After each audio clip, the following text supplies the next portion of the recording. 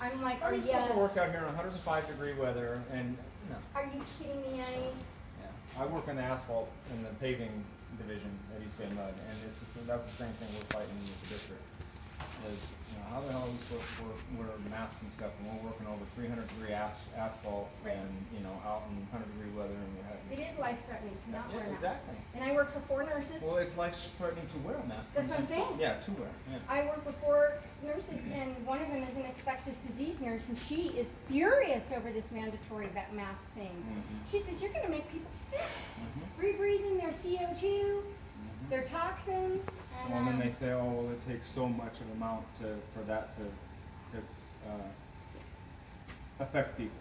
It's like, well, okay, what if you got people that are, already with compromised immune systems or what have you, and it's just going to screw them up.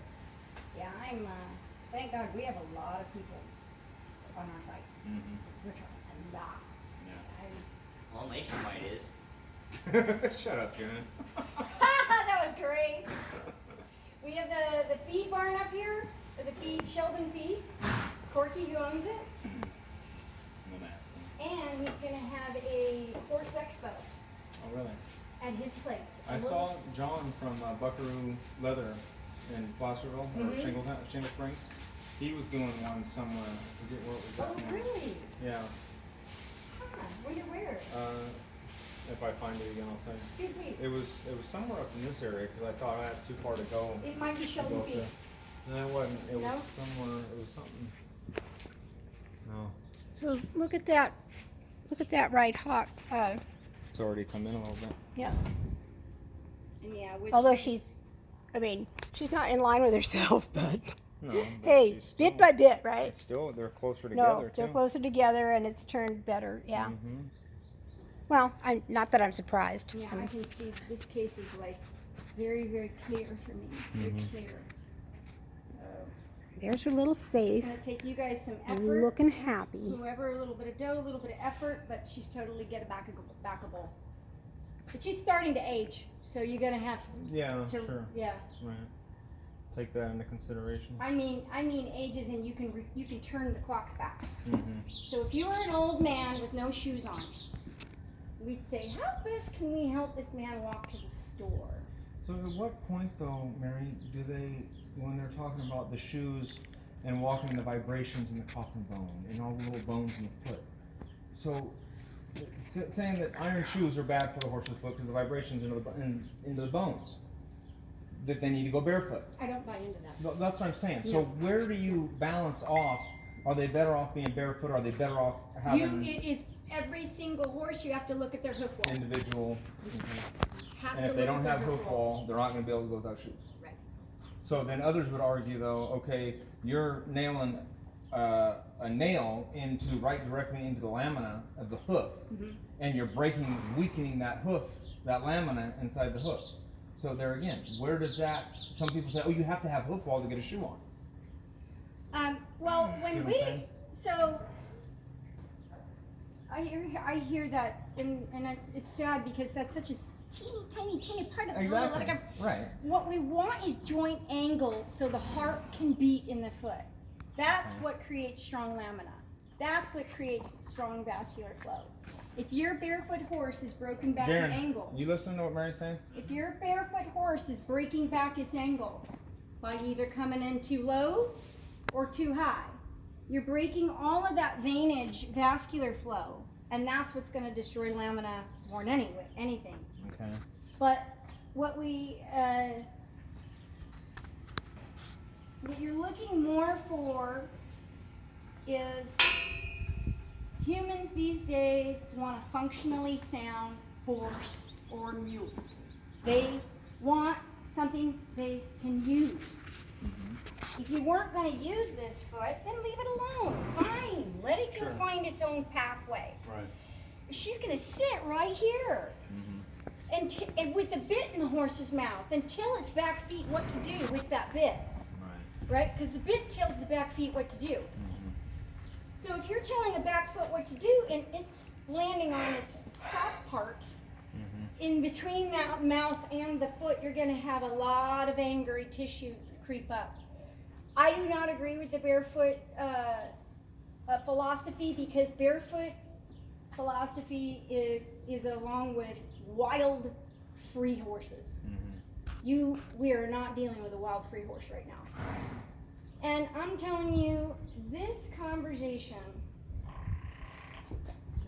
is human horses that I have recently, ones that were going to be euthanized, ones that aren't moving, we've popped shoes on and their problems just go away.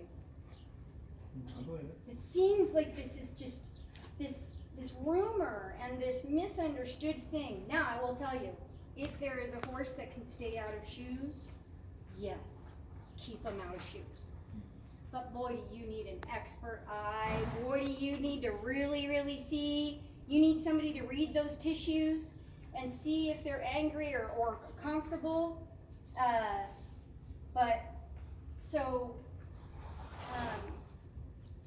Always going to see breakdown of the heel bulb and the quarter barb on barefoot riding horses. Barefoot riding horses are forced.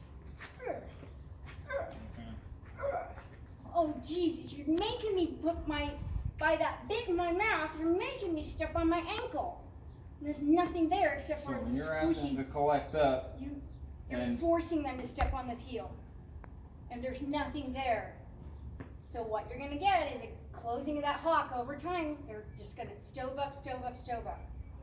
And all the while you could have had a V8 and just given them something to step off of. Because you gotta get over this thing. I had a lady crying because her horse she couldn't believe she kept her horse barefoot for so long, and she wants to go through these foothills here. Put some shoes on him, and he was like, not in pain anymore, and shoes had to drop to tears. He was in so much pain, he was like lifting off and putting his crooked feet, his high foot underneath the low foot to try to equal him out, to take the pressure off the chest. Yeah. So it's this body part is what you talk about shoes. That body part, what you talk about shoes. These two strong, supported, balanced areas take the pressure off the head.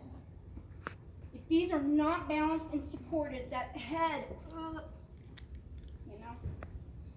So if you get balance in this area and this area is going to be soft and Free itself relaxed up. and free.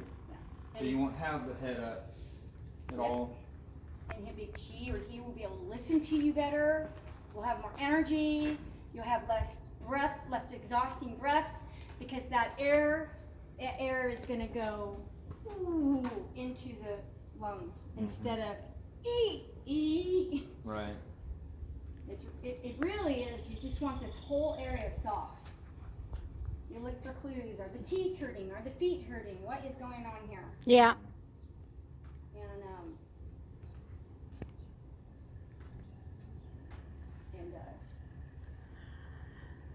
I think she's very salvageable with the bits of effort.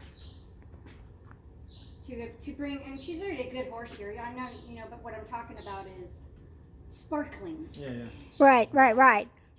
She's got a good mind, and she's willing to go for you, even if she's pissed off. Mm-hmm. And she's willing to join up with you and be your companion. She's, when I tie her up now and then I walk away to go to the car, she turns her head and goes, where are you going? How long have you been hanging out with her? Since October or November. Nice. And yeah, so she's got all that great stuff, and to make her be able to do all that stuff that she wants to do, and feel comfortable and happy. I know.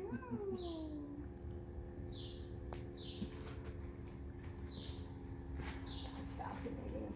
Hi. Good girl. She's precious.